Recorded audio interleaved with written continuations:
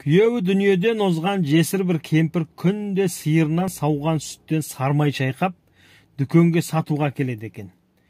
Дүкеннің иесі де кемпірге сенімділік танытып, майын еш өлшеместен сатып ала береді екен. Бір күні көңіліне күмән ұялаған дүкеннің иесі кемпірдің сатып кеткен майын таразыға тартып көрмекші болады. Сөйтсе, бір келі деп алған майы 900 грамм ғана шығады. Бұған қатты ашуланған дүкеннің иесі ертесі күні тағы да майын көтеріп келе жатқан кемпірге: екінші маған майыңызды әкелмей-ақ қойыңыз. Бұдан бұлай сізден май алмаймын деп дүрсе қоя береді. Көңіл күйі түсіп кеткен кемпір: не қателік істеп қойдым балам-ау дейді, ештеңені түсінбестен.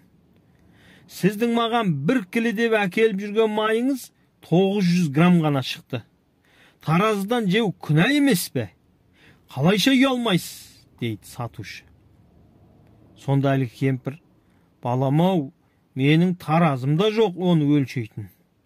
Мен бұл әкеліп жүрген майды өткенде өзің маған бір келі деп сатқан қантты кір ретінде пайдаланып, сонымен өлшеп әкеп жүрмін ғой, дейді. Мұны естіген дүкеннің иесі кірерге тесік таппай қатты ұялады. Біреуге ор қазба, өзің түсесің. Не ексең, соны орасың. Деген мақалдар осындайда айтылса керек.